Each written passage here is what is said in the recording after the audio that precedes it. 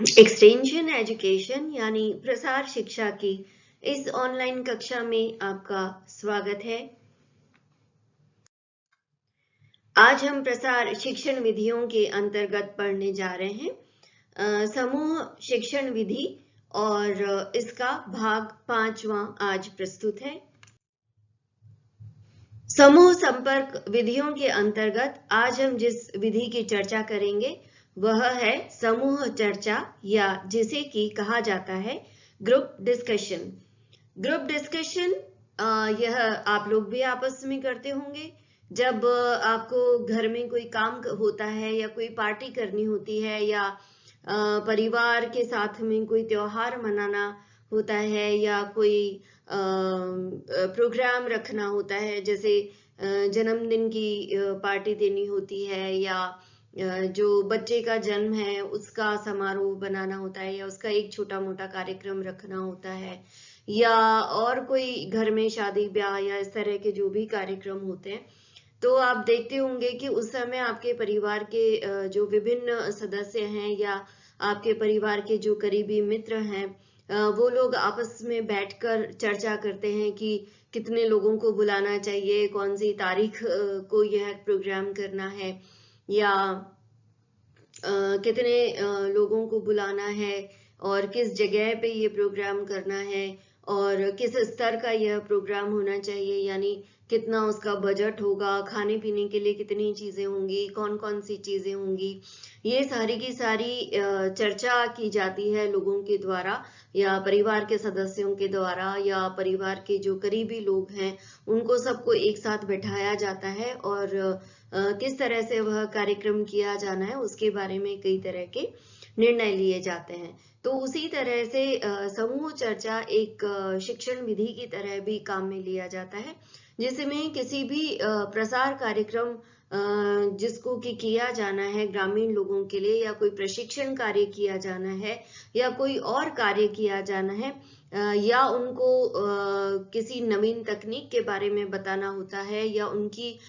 समस्याओं को पहचानना होता है या उनके हल के बारे में उन्हें पूछना होता है, तो उसके लिए समूह चर्चा का उपयोग किया जाता है। समूह चर्चा का मतलब ये है कि एक साथ कई सारे लोगों को बैठाया जाता है और किसी एक विषय पर चर्चा की जाती है। उस मीटिंग की या जो समूह चर्चा या ग्रुप डिस्कशन जो रखा गया है उसके लिए कोई ना कोई एक मुद्दा रखा जाता है, जिस मुद्दे पे उस ग्रुप में सम्मिलित जितने भी लोग हैं उन सबकी राय ली जाती है और इसे समूह चर्चा का चर्चा विधि कहा जाता है। यह विधि लोगों का किसी भी समस्या की ओर ध्यान आकर्षित करने के काम में ली जाती है या ध्यान आकर्षित करने के उपयोग में ली जाती है। इसके अलावा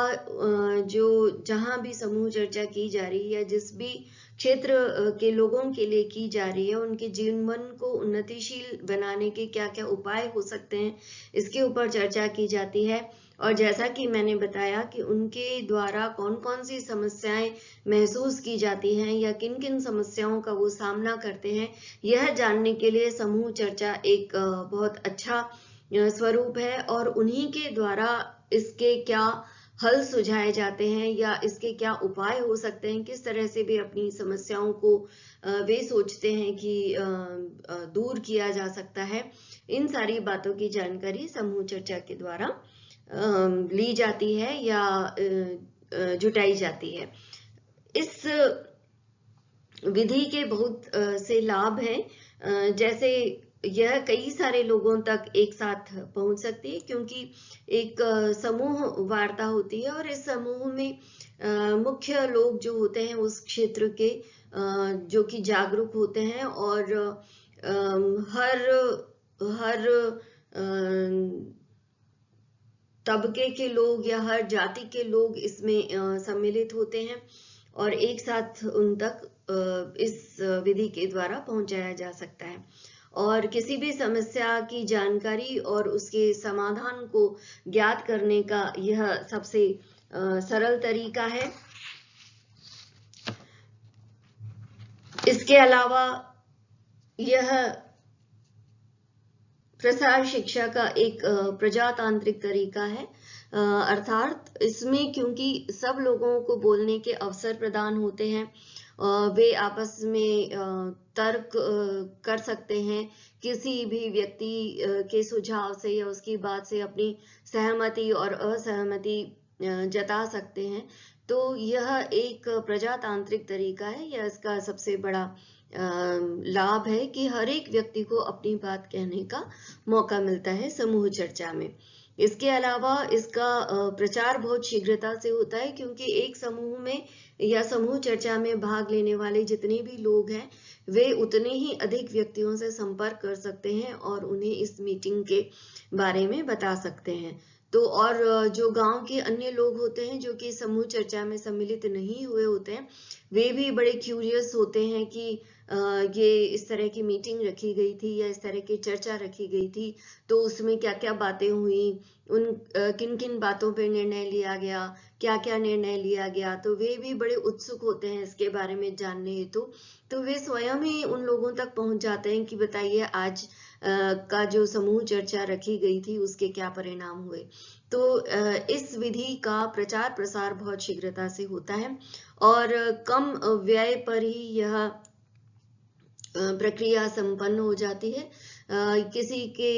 गांव में, खेत में, चौपाल पे या कोई गांव में जैसे चबूतरे टाइप बने होते हैं, तो वहां पे भी समूह चर्चा का आयोजन किया जा सकता है। और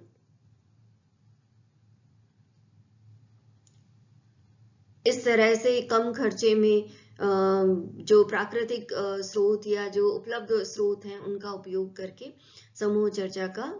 आयोजन किया जा सकता है।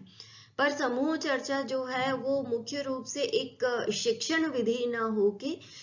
किस तरह से किसी प्रशिक्षण को या किसी कार्यक्रम को नियोजित किया जा सकता है, उसके नियोजन हेतु जो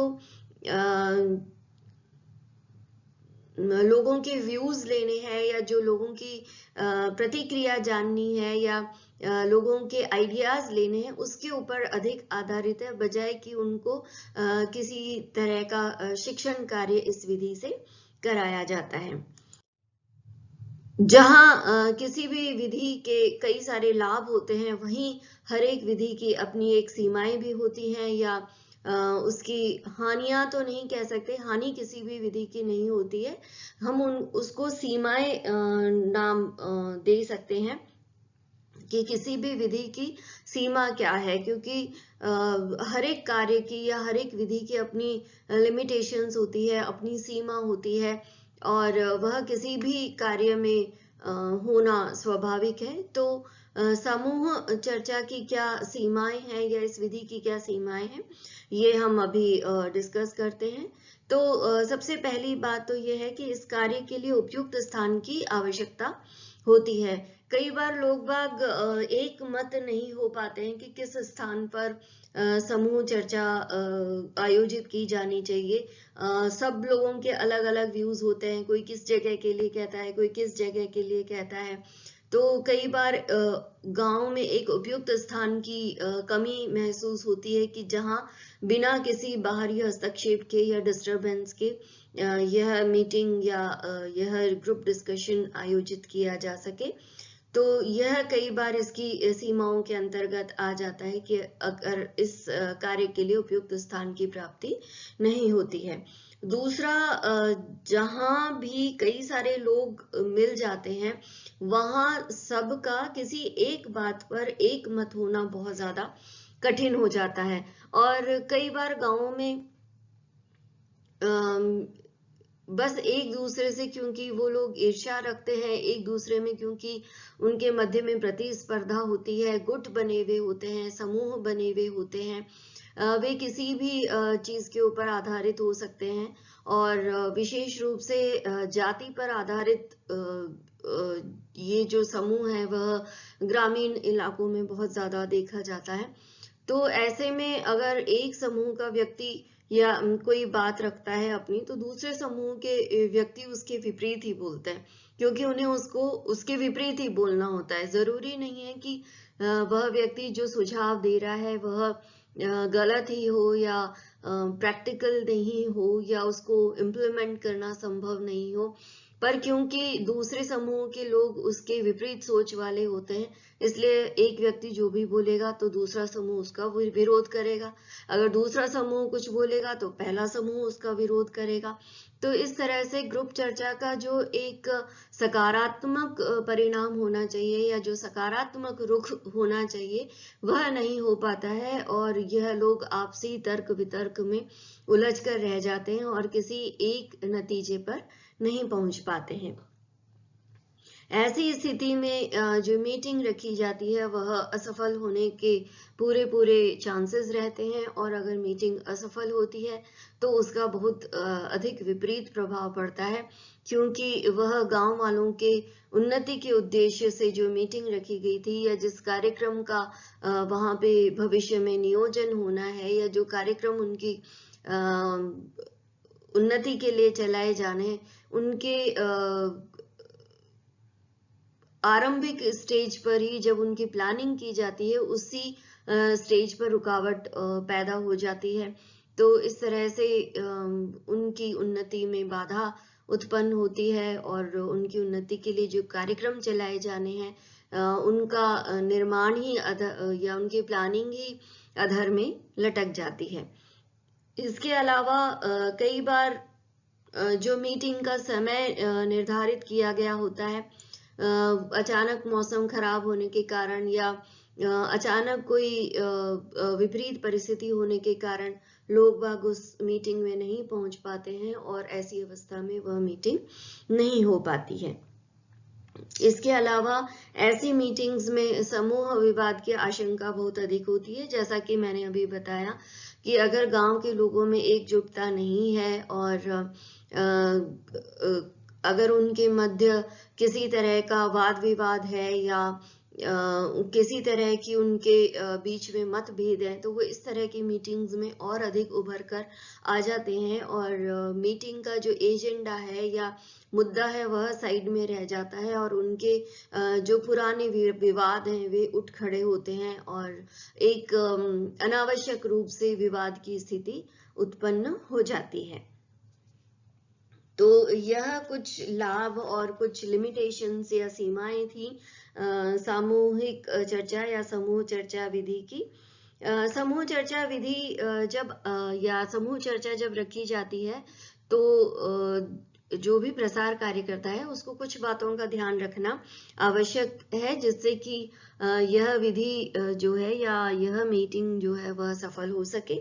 इसके लिए मीटिंग की सूचना, समय और स्थान और विषय के बारे में लोगों को पहले से ही सूचना दे देनी चाहिए और मीटिंग के स्थान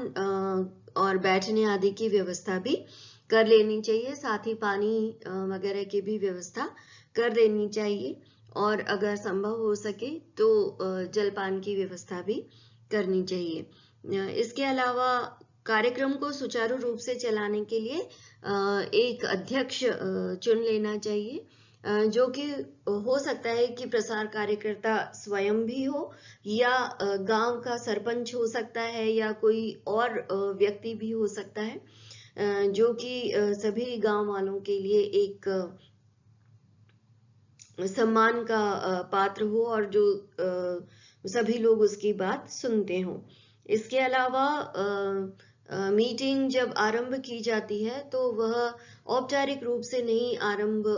की जाकर एक अनौपचारिक वातावरण या एक आत्मीयता का वातावरण उत्पन्न करना चाहिए और उसके लिए हर एक व्यक्ति से उसकी कुशलक्षेम पूछी जानी चाहिए और उसके हालचाल पूछे जाने चाहिए, क्या उसके जीवन में चल रहा है, क्या स्थिति है, घर पे सब ठीक है कि नहीं है। यह सारी बातें अनौपचारिक रूप से आरंभ में की जा सकती हैं ताकि जो माहौल है वह एक आत्मीयता का माहौल वहां पर बन सके। इसके अलावा एक तरफा भाषण न होकर इसमें लोगों को भागीदारी लेने हेतु प्रोत्साहित करना चाहिए कि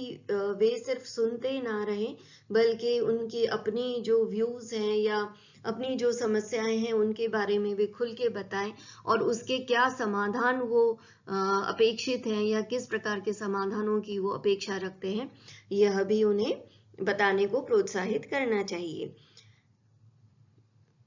इसके अलावा यह ध्यान रखना चाहिए कि मीटिंग या चर्चा जिस विषय के लिए रखी गई है उस विषय से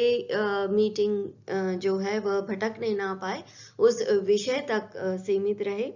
और सभी को कुछ ना कुछ बोलने का अवसर देना चाहिए और बोलने के लिए प्रोत्साहित करना चाहिए। जो भी सुझाव कार्यक्रम के लिए रखे जाते हैं, जो भी प्रसार क्रिया या प्रसार शिक्षण कार्यक्रम उनके लिए आयोजित किया जाना है, तो उसके जो सुझाव हैं वे रखे जाने चाहिए कि ऐसा करने का सोचा जा रहा है और फिर उन लोगों के सुझाव मांगे जाने चाहिए कि क्या ऐसा करना सही होगा या उनकी दृष्टि से क्या चीज सही है या गलत है। एक तरफा नहीं होना चाहिए कि ये कार्यक्रम आप लोगों के लिए सोचा गया है और इस तरह का आपके लिए प्रशिक्षण दिया जाएगा और उनके ऊपर जो भी चीज पहले से प्लान करके थोपनी नहीं चाहिए।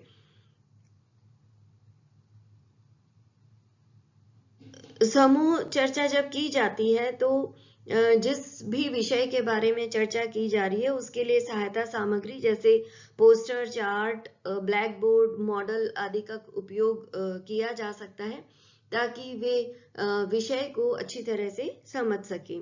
और मीटिंग जो है जहां तक संभव हो समय से आरंभ होनी चाहिए और समय से ही समाप्त होनी चाहिए और जो निर्णय लिया जाता है उसको नोट कर लेना चाहिए और उसके बाद में निर्णय लेने के बाद में कार्यक्रम आयोजन के लिए एक कमेटी का निर्माण करना चाहिए और आगे का कार्य करना चाहिए। सामूहिक वार्ताओं के विभिन्न प्रकार हैं या विभिन्न रूप हैं। अलग अलग तरीके से सामूहिक वार्ताएं की जा सकती हैं, जैसे फोरम के अंतर्गत हर एक व्यक्ति को एक निश्चित समय के लिए बोलने का मौका दिया जाता है जिसमें वह व्यक्ति अपनी बात रख सकता है। और सेमिनार या गोलमेज वार्ता भी रखी जाती है जिसमें एक विषय पर केंद्रित करके मीटिंग रखी जाती है और व्यक्ति आमने सामने बैठते हैं, अतः उनका आपस में जो संचार है या कम्युनिकेशन है वह बेहतर तरीके से हो सकता है। इसके अलावा सिंपोजियम एक और प्रकार है जिसमें एक विषय पर अनेक लोगों के द्वारा भाषण दिए जाते हैं, लेकिन जरूरी नहीं है कि हर एक व्यक्ति को इसमें बोलने का मौका दिया जाए। इसके अलावा पैनल वार्ता भी एक तरीका है जिसमें अगर समूह बहुत बड़ा होता है तो 5-6 व्यक्तियों का एक पैनल बना दिया जाता है जो किसी समस्या पर बहस करते हैं और हर एक समूह का जो निष्कर्ष होता है उनकी बहस का, उसको जो मीटिंग का अध्यक्ष होता है फाइनल करके उसको बता दिया जाता है कि इस समूह के द्वारा इस समस्या के बारे में ये व्यूज हैं या ये समाधान के तरीके बताए गए हैं। तो हर एक व्यक्ति को सुनने का जो समय होता है वह बच जाता है और हर एक व्यक्ति की बात भी आसानी से अध्यक्ष तक पहुंच जाती है। इसके अलावा सामूहिक निर्णय विधि जो कि ग्रुप डिस्कशन का एक्चुअल स्वरूप है, जिसमें प्रजातांत्रिक रूप से किसी भी विषय पर विचार विमर्श करके निर्णय लिया जाता है। और इसके अलावा जो आखिरी तरीका है इसका वह है वर्कशॉप विधि, जिसमें एक प्रकार की कॉन्फ्रेंस या वर्कशॉप जिसमें किसी भी विधि के बारे में सिखाया भी जा सकता है। इसके अलावा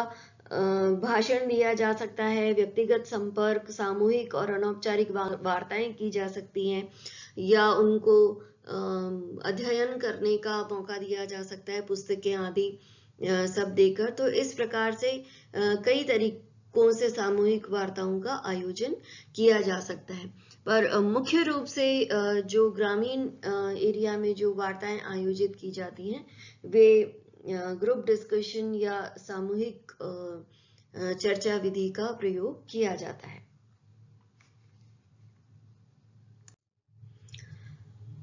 तो इस प्रकार से आपने जाना कि समूह शिक्षण विधि में सामूहिक चर्चा का उपयोग किस प्रकार से होता है और इस विधि के क्या लाभ हैं, क्या हानियां हैं, और इस विधि का उपयोग किन कार्यों के लिए किया जाता है और किन किन परिस्थितियों में यह लाभदायक साबित हो सकती है। अब अगली विधि के लिए देखें मेरा अगला वीडियो। धन्यवाद।